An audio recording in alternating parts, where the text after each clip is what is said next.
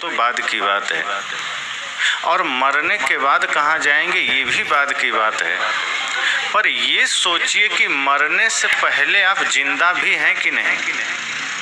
शरीर की मृत्यु तो एक समय पर हो जाएगी, लेकिन शरीर रहते, प्राण रहते हम जिंदा हैं, ये सवाल है। अगर प्राण रहते हम जिंदा हैं तो इसके जिंदा होने का सबूत क्या है। शरीर में श्वास चल रही है, क्या यही जिंदा होने का सबूत है। हाथ हिल रहा है, आंख से हम देख रहे हैं, क्या यही जिंदा होने का सबूत है। साहब ने तो कहा है, जा घट प्रेम न संचरे ता घट जान मसान, जैसे खाल लोहार का श्वास लेत बिनु प्राण। कहे तो जैसे लोहार लोग भट्टी चलाते हैं तो एक उनका यंत्र होता है जिसमें वो खींचते हैं तो श्वास आती है जाती है।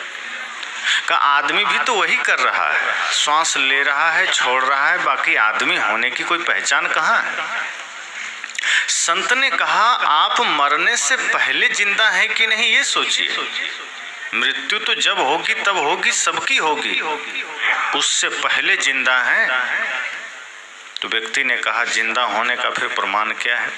हमें तो लगता है हम आँखों से देख रहे हैं, कान से सुन रहे हैं, नाक से गंध ले रहे हैं, मुख से भोजन ले रहे हैं, कुछ बोल रहे हैं, सारी इंद्रियां काम कर रही है, फिर हम कैसे कहें कि हम जिंदा नहीं हैं। संत ने कहा ये जिंदा होना तुम्हारे लिए महत्वपूर्ण नहीं है, ये तो शरीर का जीवन, शरीर का जिंदा होना मात्र है, ये तो शरीर का हिलना डुलना मात्र है। आत्मा के आलोक में शरीर काम कर रहा है, पर जीवंतता का पहचान, जीवंतता की पहचान क्या है, जिंदा होने का,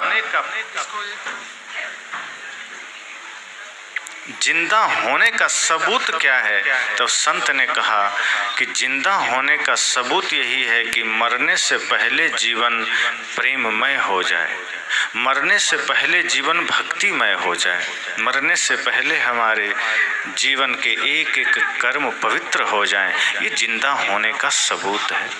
तो मरना कब होगा नहीं होगा ये तो कोई नहीं जानता, और ये तय है, इसको कोई टाल भी नहीं सकता, इसको टाला भी नहीं जा सकता। जो जब नियत है, जिसकी तिथि निर्धारित हो गई है, उसको टाला नहीं जा सकता। किसी को जन्म लेने से रोक सकते हैं, मरने से नहीं रोक सकते। दुनिया में कुछ भी करने से रोका जा सकता है सिवाय मौत के। किसी को डॉक्टर बनने से रोका जा सकता है, इंजीनियर बनने से रोका जा सकता है, घर द्वार मकान बनाने से रोका जा सकता है, किसी को कहीं जाने आने से रोका जा सकता है, लेकिन संसार से ही जाना हो तो कोई नहीं रोक सकता, कोई नहीं, कोई उपाय नहीं है। इस संसार से बाहर निकलने का एक ही दरवाजा है, वो मौत का है। दूसरा कोई दरवाजा ही नहीं है कि हम छिप के निकल जाएं मौत से। कहीं ना कहीं किसी न किसी रूप में मौत हमें खोज लेती है, उठा लेती है। तो हर एक स्मृति कर्म हमें एक संकेत देता है। एक एक जो भी श्रद्धांजलि सभा हम मनाते हैं, पुण्यतिथि मनाते हैं, स्मृति समारोह मनाते हैं, ये सब हमारे लिए बहुत महत्वपूर्ण संकेत लेकर आते हैं। ये हमारे लिए एक जागरण लेकर आते हैं कि हम जिंदा हैं, पर वाकई जिंदा हैं। श्वास चल रही है लेकिन हम जिंदा हैं। पता चला श्वास भी चल रही है और हम मुर्दे की तरह जी रहे हैं। शरीर में प्राण चल रहा है लेकिन हम जिंदा नहीं हैं। तो एक एक स्मृति कर्म, स्मृति समारोह हमारे लिए एक संकेत है। जो व्यक्ति गया है वो हमारे लिए एक अवसर छोड़ गया है, एक अवसर हमें प्रदान कर दिया है। रामदयाल जी नहीं है लेकिन उन्होंने हमें सत्संग दिया। सोचिए कितने पुण्यात्मा रहे होंगे। बहुत लोग तो जीते जी सत्संग का कारण नहीं बन पाते, कुछ लोग गुजर के भी सत्संग दे जाते हैं। तो ऐसे लोगों के जीवन से सीखना चाहिए। आज उनके चित्र लगे हैं। जब तक धरती पर चलता है और जिस दिन उसका चलना रुक जाता है, जिस दिन जीवन विराम हो जाता है, तो चित्र बनकर उस पर फूल मालाएं लग जाती है। वो अवस्था किसी के साथ घट सकती है। ये सचेत होना जरूरी है, ये जागृत होना जरूरी है। जैसे ही हम गफलत में होते हैं, मौत से अनजान होते हैं कि जीवन में पाप शुरू होता है। किसी संत ने कहा था कि यदि आप जीवन में पापों से बचना चाहते हैं तो सदैव मृत्यु का स्मरण करिए। मौत हमें अपने बुरे कर्मों से बचाती है, क्योंकि वो ख्याल कराती है कि कहाँ भटक रहे हो, हम आने ही वाले हैं। इसलिए आदमी चालाकी करता है, मरघट को दूर बना देता है, मंदिर को गांव में बनाता है ताकि ध्यान न पड़े। जल्दी विवाह का अवसर हो, कोई मौत का नाम ले ले तो आदमी गुस्से में आ जाता है कि शुभ अवसर पर मौत का नाम ले लिया। किसी का जन्मदिन हो और मृत्यु का नाम ले लीजिए, वो आदमी भड़क जाएगा कि इतने शुभ मौके पर मौत का नाम। पर सच्चाई ये है कि जीवन जो जन्मदिन हम मनाते हैं वो भी मृत्यु दिन ही है।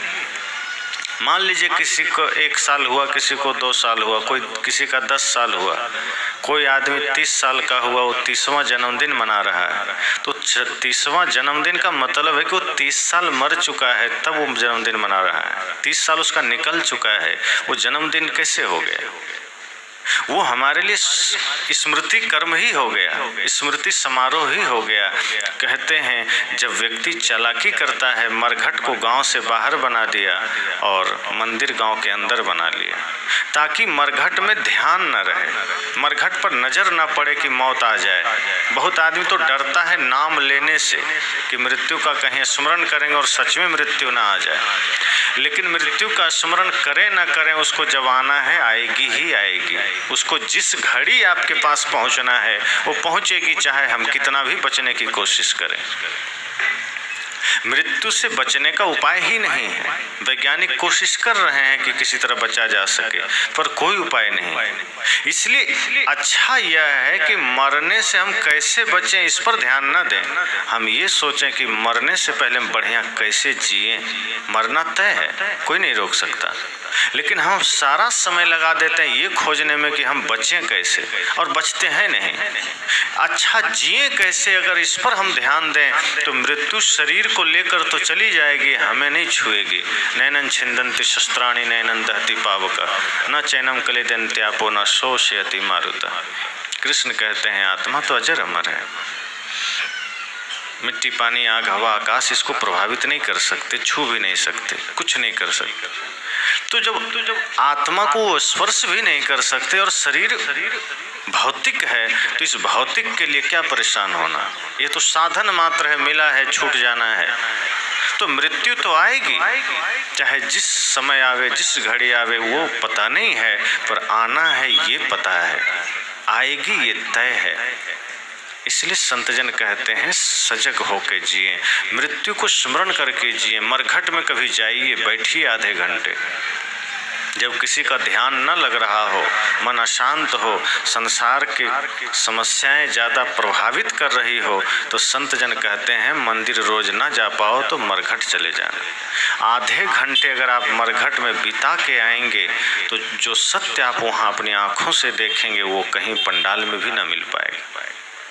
जो मरघट में आपको जीवन का बोध मिल जाएगा वो किसी धर्म ग्रंथ में भी नहीं मिलेगा, क्योंकि वहाँ खुली आंखों से हम जीवन की सच्चाई को देखते हैं। इसलिए अब संतजन तो कहते हैं कि अब मंदिर की जगह गांव के बीच में मरघट बनाइए, ताकि हर आदमी सजग रहे, सावधान रहे कि पाप नहीं करना है, क्योंकि एक दिन हमें भी यहीं आना है। अंतिम ठिकाना यही है, अंतिम लक्ष्य यही है शरीर का। लेकिन आत्मा का लक्ष्य वही नहीं होना चाहिए, अपना लक्ष्य वही नहीं होना चाहिए। हमारा लक्ष्य तो प्रेम हो, इंसानियत हो, सत्य हो, धर्म हो। तो आदमी बचने की चेष्टा करता है कि मौत को हम विस्मृत रखेंगे, उससे हम अपने आप को बचा के रख लेंगे, हम लंबा जीवन जी लेंगे। रावण भी कोशिश किया था। कथा तो ऐसी है जो कहते हैं कि रावण तो मृत्यु को ही, यमराज को ही पैर के नीचे रखता था। इतना पराक्रमी था कि मौत को ही बंदी बना लिया था। हमारा क्या? हाथन पर्वत तौलते, दरिया करते फाल। और कैसे है, सदगुरु कबीर ने कहा है कि ऐसे ऐसे चक्रवर्ती सम्राट और राजा हुए जो हाथ में पर्वत लेके दौड़ पड़ते थे, समुद्र को लांघ जाते थे, धरती कांपने लगती थी जिनके पदचाप से, लेकिन उसको भी काल ने खा लिया। जो इतनी लंबी छलांगे लगाने वाले थे, मौत उसको भी नहीं छोड़ा। और हम सोचते हैं हम बच जाएंगे, कोई सोचता है हम अपने ताकत से मौत को रोक लेंगे, कोई सोचता है हम बुद्धि से रोक लेंगे, और टाटा बिरला जैसे लोग सोचते हैं हम धन से रोक लेंगे। और मौत इन किसी चीज़ से रुकने वाली नहीं। मौत अगर रुक सकती है तो उसका एक ही रास्ता है, वो धर्म है, वो ज्ञान है, भक्ति है। जो भक्ति में लग गया फिर मौत उसके पास नहीं जाती है, फिर मौत को वो खुद बुलाता है कि आ जाओ, ये शरीर का कोई काम नहीं, काम जो था मैंने कर लिया। जो भक्ति में चला गया, जो धर्म को अपना लिया, वो व्यक्ति फिर मृत्यु पर विजय प्राप्त कर लेता है। फिर वो खुद मृत्यु का वर्ण करता है, मृत्यु से नहीं छूती। फिर वो खुद शरीर का त्याग करता है कि अब इस भौतिक शरीर का काम पूरा हो गया है, अब इससे इसकी जरूरत नहीं, ले जाओ इससे। अब जो कर्म हमें करना था कर लिया, जो धर्म का काम करना था कर लिया, अब चलना है।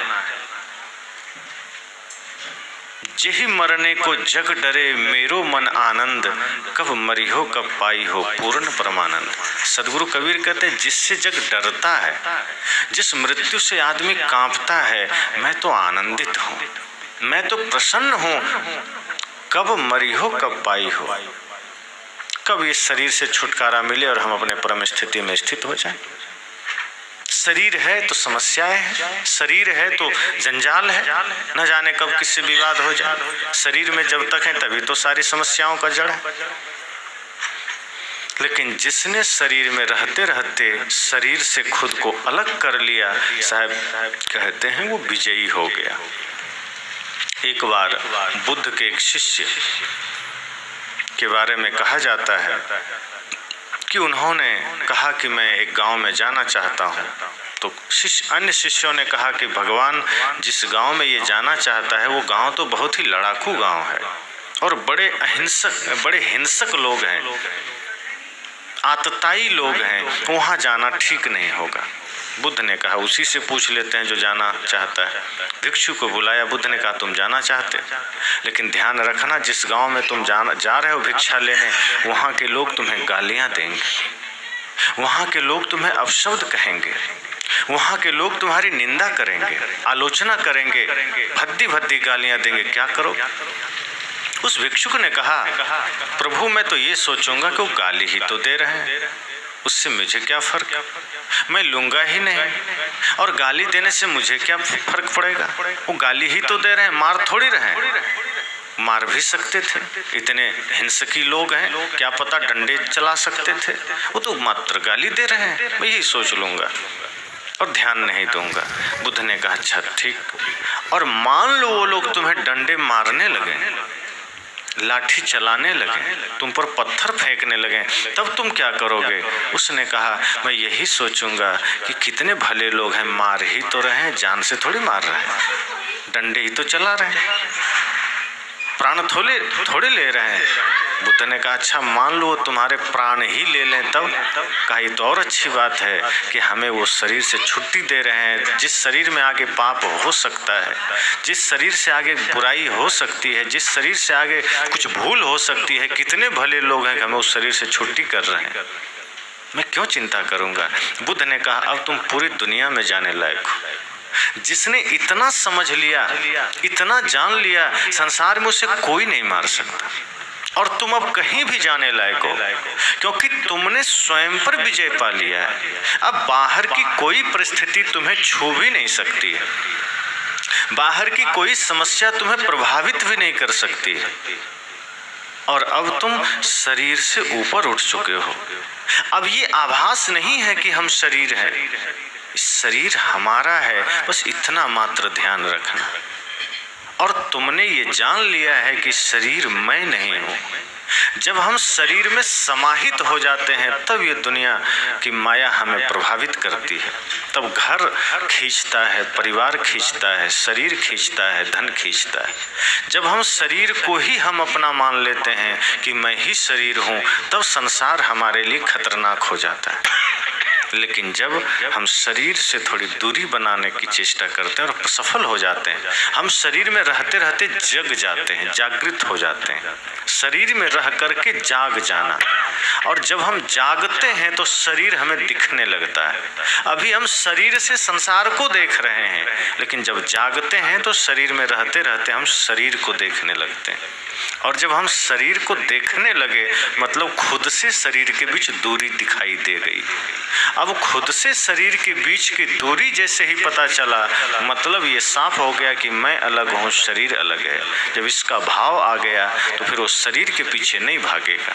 बुद्ध ने कहा अब तुम कहीं भी जा सकते हो, और अब तुम जीवन में सदैव जाग करके तो जी ही रहे हो, दूसरों के जागृति का कारण बन सकते हो, दूसरों के होश में आने का वजह बन सकते हो। और वो भिक्षुक फिर निकल पड़ा।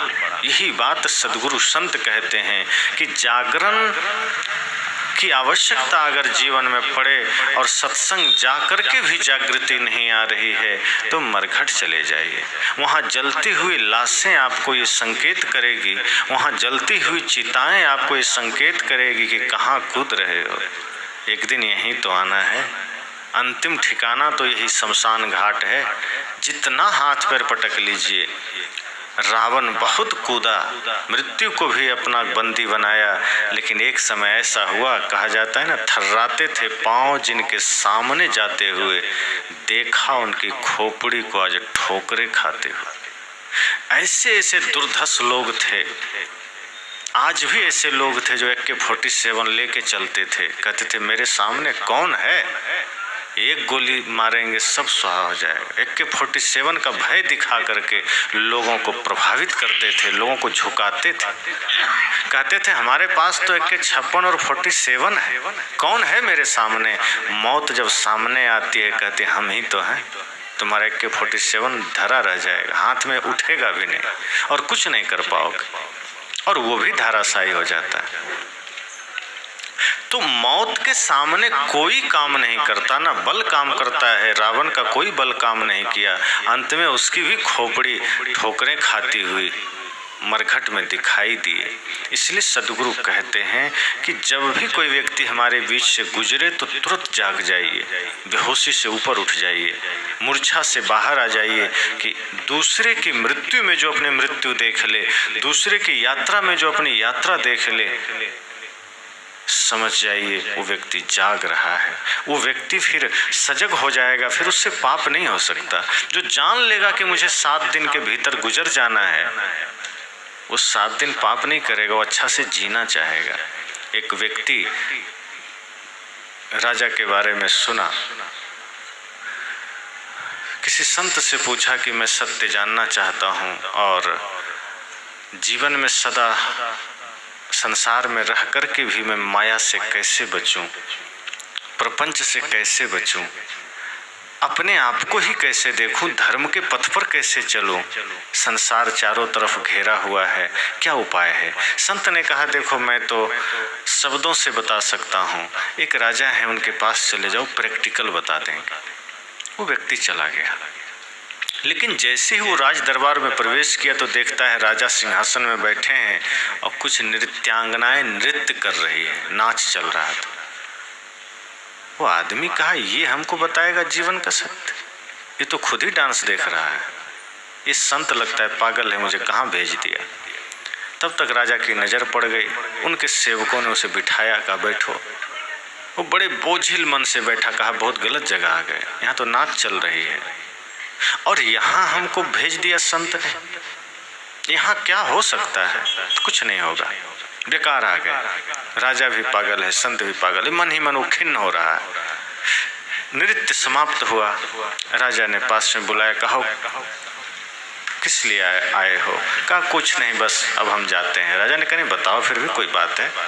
कहा हम ये जानना चाहते थे कि समाज में रह के, संसार में रह के भी हम माया मोह से कैसे बचें, हम कैसे सत्य के पथ पर चलें, हम कैसे धर्म के पथ पर चलें। माया तो बड़ी प्रबल है, चारों तरफ से घेर लेती है।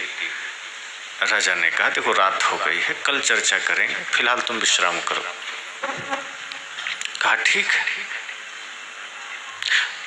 सहयोगियों से राजा ने कहा जाओ इसको एक कमरा दिखा दो। उसको कमरा में भेजा, लेकिन असली बात वहीं शुरू होती थी।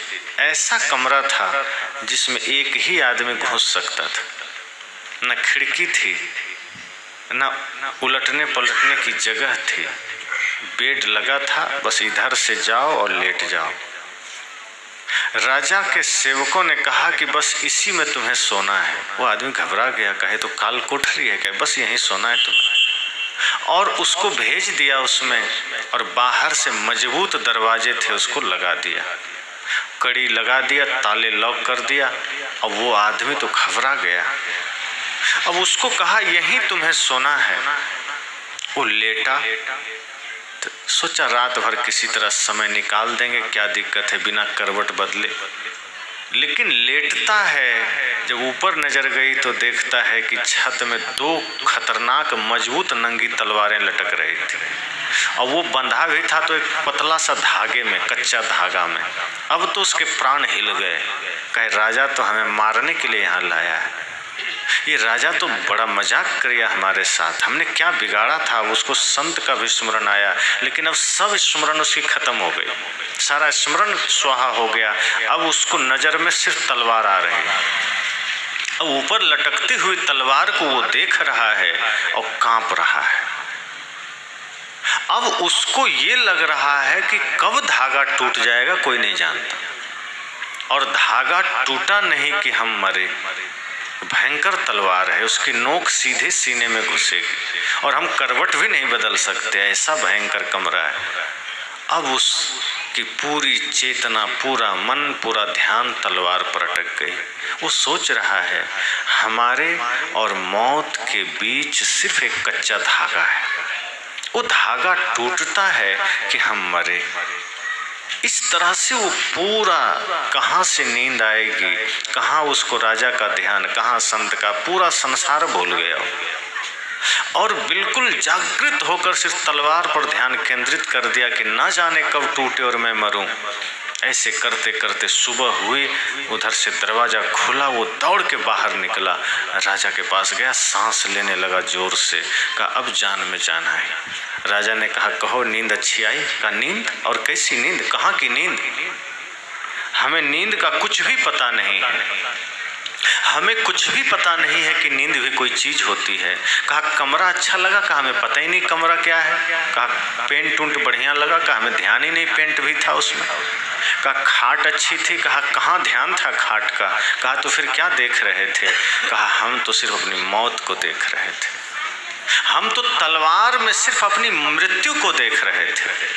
तलवार लटक रही थी कच्चे धागे में, ना जाने कब टूट जाए और हम मर जाएं। रात कैसे निकल गई, कहाँ निकल गई पता ही नहीं चला। न कमरे का ध्यान रहा, न राज्य का, न आपका, न शरीर का कोई ध्यान नहीं, सिर्फ मौत पर नजरें टिकी थी। राजा ने कहा जहाँ मैं बैठता हूँ वहाँ भी ऐसी ही 2 नंगी तलवारें लटक रही होती है। सामने नृत्य चलता है, सामने पूरा राज्य चलता है, सब कुछ चलता है, पूरी दुनिया चल रही है 24 घंटे, लेकिन मेरे स्मरण में सदैव ऊपर ध्यान रहता है, मेरी चेतना ऊपर रहती है, मेरा चित्त ऊपर रहता है कि मेरे ऊपर भी मृत्यु की तलवार लटक रही है। हम जीते संसार में हैं, रहते परिवार में हैं, बैठते समाज में हैं, काम संसार का करते हैं, लेकिन राजा ने कहा मेरा ध्यान मृत्यु से कभी हटता नहीं है। इसलिए मैं आश्चर्य से नहीं जीता, आनंद से जीता हूँ। मैं संसार में डूब कर नहीं जीता, मैं संसार से अलग हटकर जीता हूँ। जैसे कमल का जड़ रहता कीचड़ और पानी में है, लेकिन पत्तियां सदैव ऊपर रहती है। राजा ने कहा मैं इस राज्य का राजा हूँ, इसलिए राज्य नियमों का पालन करना पड़ता है, लेकिन जीने का सूत्र मैं सदैव अपना रखता हूँ। मृत्यु सदैव मेरे स्मरण में रहती है, और जब जब मृत्यु स्मरण में रहेगी पाप कभी नहीं होगा, चाहे सामने कोई शराबी ही क्यों ना हो। हम शराबियों के बीच बैठें, चाहे जुआरियों के बीच बैठें, चाहे चोरों के बीच बैठें, अगर हमारा ध्यान मृत्यु पर है तो कोई भी कुसंग हमें प्रभावित नहीं कर सकता, कोई भी पाप हमें प्रभावित नहीं कर सकता। हम पाप में प्रभावित हो जाते हैं, दूसरों को देख करके हम वैसा ही बन जाते हैं। अच्छे चीज़ों की नकल हम नहीं कर पाते। कोई बढ़िया जीवन जी रहा है, आदमी वैसा कहाँ कर पाता है, लेकिन कोई पाप कर रहा है, कोई बीड़ी पी रहा है, कोई गुटखा खा रहा है, आदमी उसका नकल जल्दी कर लेता है। कोई झगड़ा कर रहा है, आदमी उसको जल्दी कॉपी कर लेता है। लेकिन कोई धर्म के मार्ग पर चल रहा है, हम उसका अनुसरण नहीं करते। कोई राष्ट्र निर्माण कर रहा है, कोई राष्ट्र की सेवा में लगा है, हम उसको फॉलो नहीं करते, हम उसका अनुसरण नहीं करते। संत ने कहा तुम राजा के पास जाओ। वो व्यक्ति राजा के पास गया और एक बोध लेकर लौटा, एक ज्ञान लेकर लौटा कि जो व्यक्ति मृत्यु को सदैव देखता है वो जीवन में कभी हारता नहीं, उस सब कुछ को भी जीत लेता है। और सबसे बड़ा विजेता तो वही है जिसने अपने मन को, वाणी को, इंद्रियों को जीता है। जो संसार को जीतने में लगा है वो तो सबसे कायर और हारा हुआ आदमी। जिसने मन को जीता है वो सबसे विजयी आदमी है, बहादुर आदमी। तो सच्चाई ये है कि हम जिस चीज़ से भागना चाहते हैं वही सत्य है।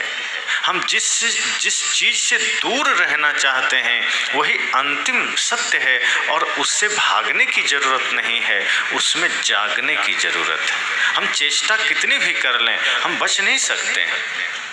मौत कभी भी भूलती नहीं है, उसका लेखा जोखा बही खाता कभी भी गड़बड़ाता नहीं है कि हाँ किसी आदमी की मौत ना आए, ऐसा नहीं है।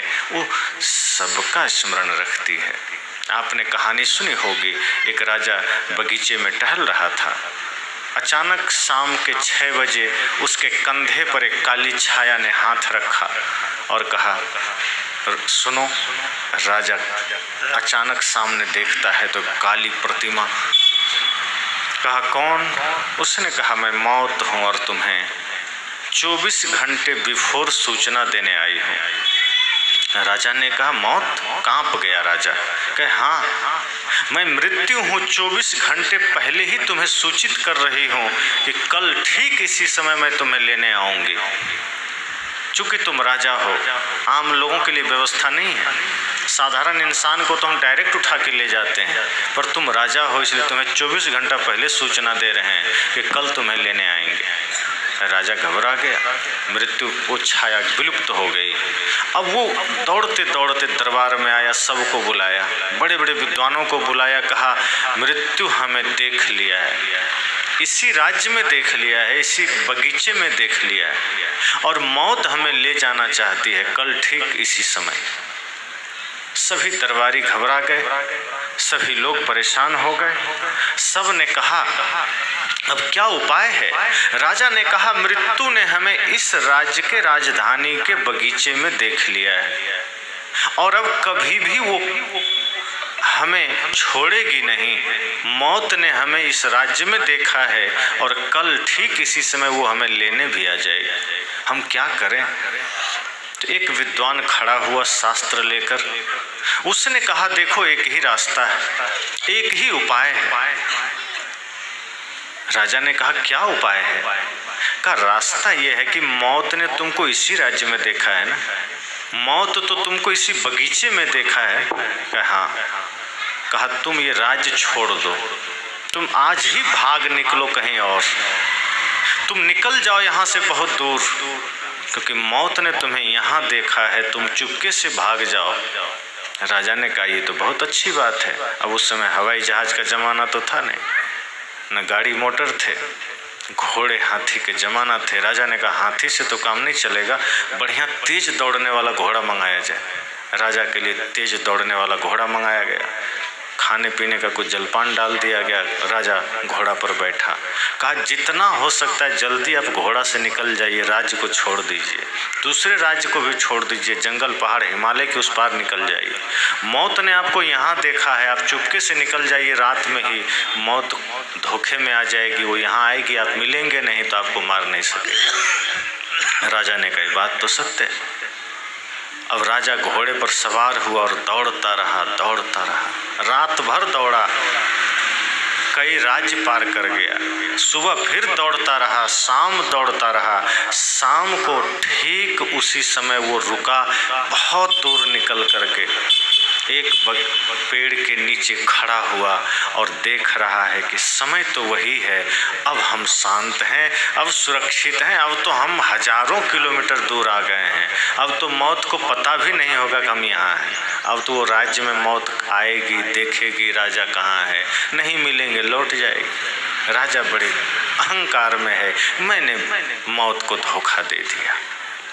जैसे ही शाम के 6 बजता है, वो खड़ा भी रिलैक्स ही हो रहा है, थोड़ा शांत ही हुआ है कि ठीक वही छाया पुनः कंधे पर हाथ दिया। तुम आ गए जी? कहा तुम कौन? कहा मौत। तुम यहाँ भी? कहा तुम्हारी मौत तो यहीं लिखी थी। हम तो व्यर्थ में हम चिंतित थे कि राजा है, राजा अपने राज्य में, मरना उसका यहाँ लिखा है, वो आएगा यहाँ कैसे? हम तो खुद चिंतित थे कि तुम्हारी मृत्यु तो इसी जगह लिखी थी, तुम हो हजारों किलोमीटर दूर, तुम आओगे कैसे, तुम मरोगे कैसे? लेकिन धन्यवाद है तुम्हारे घोड़े को जो समय पर तुम्हें यहाँ ले आया, और तुम्हें भी धन्यवाद है कि तुम किसी न किसी भांति यहाँ पहुँच गए जहाँ तुम्हें मरना है। राजा ने कहा इतनी मेहनत किए लेकिन मौत सामने है। मृत्यु ने कहा तुम कहीं चले जाओ, मुझसे नहीं बच सकते।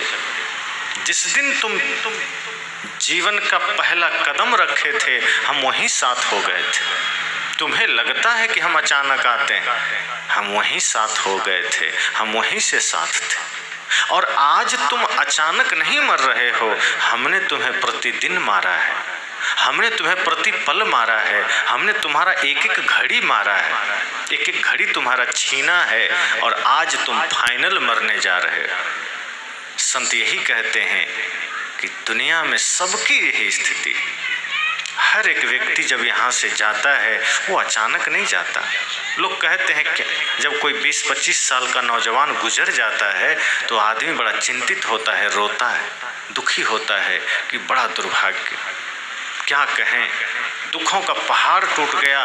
वो 20 साल का नौजवान कैसे मर गया, आकस्मिक मौत कैसे आ गई, आदमी चिंतित होता है। वो कहता है मरा कैसे? सदगुरु कबीर कहते हैं नहीं नहीं, इसमें कोई आश्चर्य की बात नहीं। सदगुरु कबीर बहुत अलग सोचते हैं, संसार के लोग से बहुत अलग, ऊपर। संसार का आदमी कहता है 20 साल का नौजवान मरा कैसे? सदगुरु कबीर कहते हैं आश्चर्य की बात ही नहीं, 20 साल का आदमी मरा कैसे ये आश्चर्य नहीं है। साहब ने कहा 20 साल का आदमी 20 साल तक जिया कैसे ये आश्चर्य है। लोगों ने कहा कैसे? कहा 10 द्वारे का पिंजरा तामे पंछी पौन, रहबे को अचरज है जात अचंभे कौन। उन्होंने कहा जैसे एक पिंजड़ा हो और उस पिंजड़ा में 10 दरवाजा हो और 10 दरवाजा खुला हो, अब फिर भी उसमें पंछी बैठा है, तो सोचिए बैठा रहना आश्चर्य कि उड़ जाना आश्चर्य। उड़ जाए तो कोई आश्चर्य नहीं है, दरवाजे खुले हैं फिर भी पंछी बैठा है, उड़ ही नहीं रहा, आश्चर्य की बात है। एक भी दरवाजा खुल जाता है पिंजड़े का तो सुगा तुरंत उड़ जाता है, पंछी तुरंत उड़ जाता है। और जिसका 10 दरवाजे खुले हों फिर भी पंछी बैठा है, यही तो आश्चर्य है। साहब ने कहा सबका शरीर पिंजड़ा है, 5 ज्ञानेंद्रियां, 5 कर्मेंद्रियां, 10 दरवाजे खुले हैं, फिर भी जीव बैठा हुआ है, जीव उड़ ही नहीं रहा है। तो इसका बैठा रहना आश्चर्य है, उड़ जाना कोई आश्चर्य नहीं है। हमारा जिंदा रहना आश्चर्य है कि हमारे सभी दरवाजे खुले हैं, जीव बैठा हुआ है। साहब ने कहा कि उड़ जाना कोई आश्चर्य नहीं, जिंदा रहना आश्चर्य है। तो हम जो आश्चर्य करते हैं दूसरे की मौत पर कि वो आदमी मर गया, ओह बेचारा चल बसा, हम दूसरे को बेचारा बोलते हैं जैसे हमें कभी मरना ही नहीं। साहब कहते हैं दूसरे को बेचारा मत बोलो, यहाँ सब बेचारा है, संसार में सब बेचारा है और आपको भी जाना है, हमें भी जाना है। इसलिए कोई मरा कैसे ये मत सोचिए, वो आदमी इतना दिन तक जिया कैसे ये सोचिए।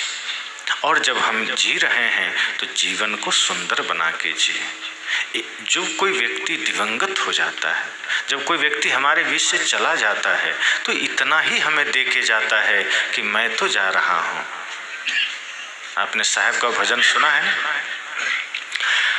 प्राण चलत काया कहे रोई, प्राण चलत काया कहे रोई, सुनु हंसा मेरे साईं,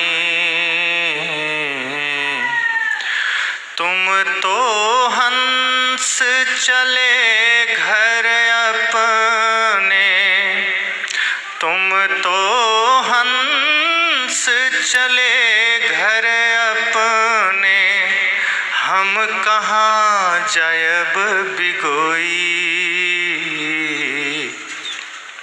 प्राण चलत काया कहे रोई, प्राण चलत काया कहे रोई, सुनो हंसा मेरे साईं, तुम तो हंस चले घर अपने, तुम तो हंस चले घर अपने, हम कहाँ जायब बिगोई,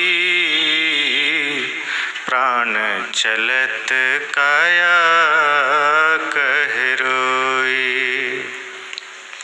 साहब कहते हैं कि ऐसा समझ लीजिए प्राण जा रहा है और शरीर रोकर कह रहा है, प्राण चलत काया कहे रोई। इस शरीर रो रहा है, प्राण विदा हो रहा है और शरीर रो रहा है, कहाँ जा रहे हो हमें छोड़कर।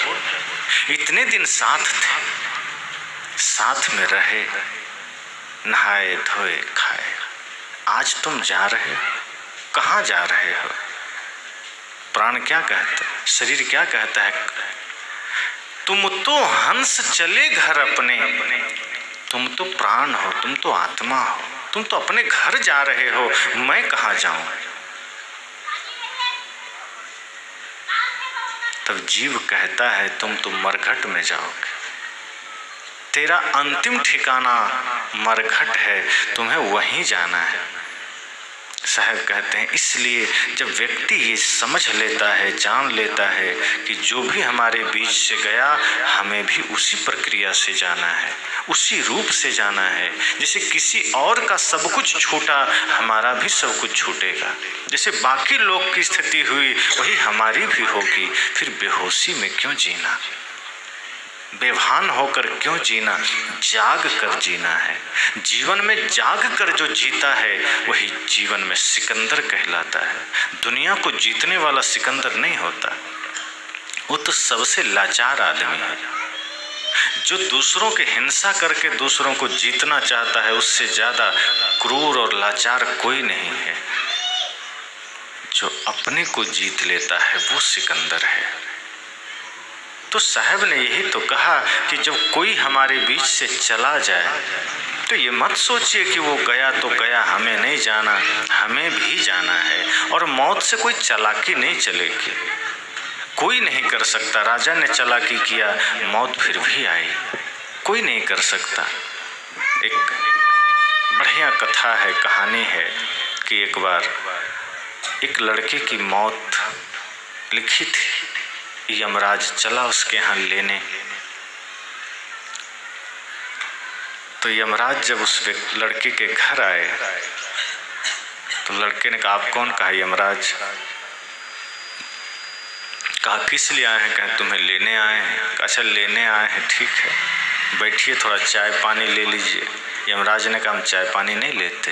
कहा ले लीजिए, लेके जाना ही है तो थोड़ा ले लीजिए। यमराज सोचा लड़का है, क्या दिक्कत है, थोड़ा बात मान लेते हैं, आज बहुत दिनों बाद कुछ खा पी लेते हैं धरती पर। वो खाने पीने में लग गए और रजिस्टर जो उनका था, लोगों का लेखा जोखा वाला कि मारने वाला, सबका लिस्ट लेके यमराज आए थे। रजिस्टर में लिखा था नाम ऊपर से नीचे तक, तो 1 नंबर में उस लड़के का ही नाम था। तो जब उनको खिलाया पिलाया थोड़ा बढ़िया से, तो उस यमराज जी को थोड़ी नींद आ गई तो सो गए। लड़का तब तक रजिस्टर निकाल के देखा कि 1 नंबर में नाम हमारा है। वो तो घबरा गया, कहे तो जैसे ही सो के उठेगा हमको ले जाएगा, जैसे ही जगेगा कि हमको लेके जाएगा। तो लड़का चालाकी किया, कहा ऐसा करता हूँ 1 नंबर से अपना नाम काट के लास्ट में कर देता हूँ। वो नाम ऊपर से काटा और नीचे लिख दिया। उसके बाद चुपचाप बैठ गया। अब यमराज की नींद खुली, कहा बेटा मैं तुमसे बहुत खुश हूँ, बड़ा आनंद आया तुम्हारे यहाँ, पहली बार किसी ने इतना सेवा किया। मैं इतना प्रसन्न हूँ कि मैं तुम्हें कुछ देना चाहता हूँ। कहा क्या? कहा हम अपने लिस्ट में तुम्हारा नाम 1 में रखे थे, तुम्हें ही पहले ले जाते, लेकिन अब मैं नीचे से शुरू करूँगा, ऊपर से नहीं। और वो काट के अपना नाम नीचे ही किया था, नीचे से शुरू किए, लेके चले गए। चालाकी काम नहीं आई।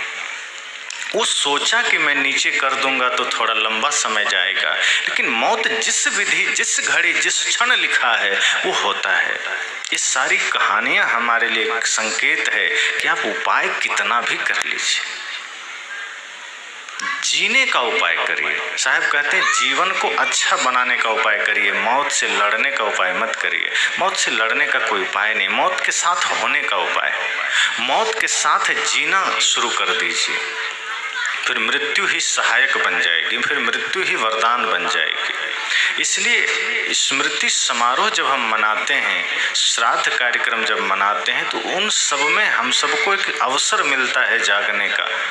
आदमी तो हमेशा सोया रहता है, धर्म के प्रति, प्रेम के प्रति, सत्य के प्रति आदमी बेहोश होता है। लेकिन ये सत्संग जब ऐसे अवसर पर हो, जब कोई व्यक्ति हमारे बीच से चले जाते हैं, तब वहाँ हमें जागने का अवसर मिलता है, फिर वहाँ हमें सचेत होने का अवसर मिलता है। और सदगुरु कबीर तो कहते हैं कि जो जागा वही पाया, जो जागे सो पावे। जो जाग के जीता है वही पाता है, जो सो गया सो खो गया, वो खो दिया, वो गंवा दिया। और आदमी तो कर रहा है, रात गंवाई सोए के, दिवस गंवायो खाए, हीरा जन्म अमोल था कौड़ी बदले जाए। रात सोने में बीत रहा है और दिन खाने में बीत रहा है, खाने की व्यवस्था में बीत रहा है, शरीर के रहने की व्यवस्था में बीत रहा है। आदमी 2-3 कार्यों के अलावा कुछ नहीं करता। शरीर की सुंदरता का ध्यान, भोजन का ध्यान, कपड़े का ध्यान, आवास का ध्यान और थोड़ा नाम हो जाए, ये 3-4 चीज के पीछे पूरी दुनिया पागल है। लेकिन सदगुरु कबीर कहते हैं कि आप बाहरी उपलब्धियों के पीछे मत भागिए। जैसे पेड़ है, आपने पेड़ लगाया, अगर आप पेड़ को हरा भरा देखना चाहते हैं तो क्या करना पड़ेगा? क्या पेड़ के पत्तियों को पोंछेंगे? क्या पेड़ के तना में पानी डालेंगे? क्या पेड़ की डालों पर पोछा लगाएंगे? एक माता अपने बगीचे में सेवा करती थी, बड़ी ही मेहनत करती थी, और बगीचा खिला हुआ था, एकदम फूल पौधे बढ़िया, फल के और भी सब खूबसूरत बगीचा। थोड़ी बीमार हुई, अस्पताल जाना चाहा, तो अपने बेटे से कहा कि देखो 7 दिनों के लिए मैं बाहर जा रही हूँ, 7 दिन तक बगीचे का ध्यान रखना और पौधे मुरझाने ना पाए, इसका ख्याल रखना। इन पौधों में मूर्छा नहीं आनी चाहिए। लड़के ने कहा ठीक है, और लड़का कभी देखा नहीं था कि माँ बगीचे में सेवा कैसे करती है, इससे पहले कभी गया नहीं था। अब माँ तो चली गई, वो हाँ भी कह दिया, लेकिन उसको पता नहीं था कि बगीचे का देखभाल कैसे रखना है। दूसरे दिन सुबह उठा, बाल्टी में पानी लिया, झाड़ू लिया, पोछा लिया। वो गया, एक एक पौधे के पत्तियों को पोंछने लगा कि धूल उल नहीं जमनी चाहिए, खिला रहना चाहिए। तना पर झाड़ू लगाने लगा, सोचा सब पौधों को साफ कर दूं, खिला रहेगा। पहला दिन कर दिया, दूसरा दिन फिर उठा, फिर झाड़ू पोछा लेके पौधों में झाड़ू लगाया, तना का धूल पोछा। तीसरा दिन जब हुआ तो पौधे मुरझाने लगे। अब वो चिंतित हो गया कि माँ तो सुबह 1 घंटे मात्र सेवा करती थी, फिर भी बगीचा खिला हुआ था, मैं तो 6-6 घंटे सुबह मेहनत कर रहा हूँ, फिर भी मुरझा रहा है। हम तो माँ से ज़्यादा मेहनत कर रहे हैं, एक एक पौधे में 1-1 घंटा लग रहा है। चौथा दिन और ज़्यादा मुरझा गए, 5वां दिन और वही रोज करने लगा, झाड़ू पोछा पौधे के ऊपर लगाने लगा। 7वें दिन जब माँ लौटी, कहा बेटा बगीचे का ध्यान रखा? कहा माँ चिंता मत करो, लेकिन बड़ी समस्या है। मैंने अपना काम किया, हमने अपनी ड्यूटी निभाई, बल्कि तुम तो 1 घंटे सेवा करती थी, मैं तो 6 घंटे करता था। कहा फिर हुआ क्या? कहा लेकिन सभी पौधे मुरझा गए, पूरा बगीचा जैसे लगता है मायूस हो गया, बीमार हो गया। क्या कारण हो सकता है? माँ ने कहा तुमने 6 घंटे मेहनत किया? कहा हाँ माँ, तुम तो 1 घंटे करती थी, मैं तो 6-6 घंटा रोज किया हूँ पढ़ाई छोड़ करके। माँ बगीचे में गई, कहा पत्तियां तो साफ दिख रही, तने भी साफ दिख रहे हैं, ये पौधे मुरझा क्यों गए?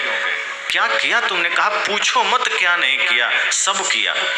1-1 पत्तियों को मैंने पोंछा है, 1-1 डालियों के धूल मैंने साफ किए हैं, 1-1 तना को मैंने साफ किया है। माँ ने कहा बेटा जड़ में कभी पानी डाला? तब कहता वो यही तो मैं नहीं किया, ये तो मैं 1 भी दिन नहीं किया। का बस यही भूल हो गई। तनों को पूछने की जरूरत ही नहीं थी, पत्तियों को धोने की जरूरत ही नहीं थी, डालियों के धूल झाड़ने की जरूरत ही नहीं थी। बस इतना करता, सभी जड़ों में पानी डाल देता, ये पेड़ हरा भरा रहता। संत कहते हैं बाहर की उपलब्धियों के लिए भागने की जरूरत ही नहीं थी, बाहर की व्यवस्थाओं को मजबूत करने की जरूरत ही नहीं थी, उतना प्राण गंवाने की जरूरत ही नहीं थी। साईं इतना दीजिए जामे कुटुंब समाए, मैं भी भूखा ना रहूं साधु न भूखा जाए, इस भाव में जीना था। केंद्र ध्यान तो लगाना था भीतर, पानी तो डालना था जड़ में, और वो जड़ है मन को करना था नियंत्रण में, मन में डालना था ज्ञान का जल, मन में डालना था सत्संग का जल। और जब मन को नियंत्रित कर लेते तो आँख नाक कान जीव सब नियंत्रित हो जाता। हम आँख को नियंत्रित करने में लगे कि आँख गलत देखती है तो आँख फोड़ लें, तो आँख थोड़े देखती है, मन देखता है, आँख तो साधन मात्र है। अब कान से हम बुरा सुन रहे हैं तो शब्द को तो मन लेके आ रहा है, हम रुई डाल रहे हैं। क्या डालना रुई? अगर हम मन को नियंत्रित कर लें तो यही कान उन सारे गलत शब्दों में से अच्छा खींच लाएगा। हम मुंह को ही बंद कर रहे हैं, मुंह को। साहब ने कहा है न आँख को बंद करने की जरूरत है, न कान को बंद करने की जरूरत है, न नाक को, न मुंह को, न इसमें बेड़ी डालने की जरूरत है, न हाथ में हथकड़ी डालने की जरूरत है। मन को बस में कर लीजिए, मन को नियंत्रित कर लीजिए। और जब मन बस में हो गया तो आँख बस में हो गई, कान बस में हो गया, पूरी इंद्रियां बस में हो गई। तो ये जो सत्संग है, हम इसको किस रूप में हम लेते हैं?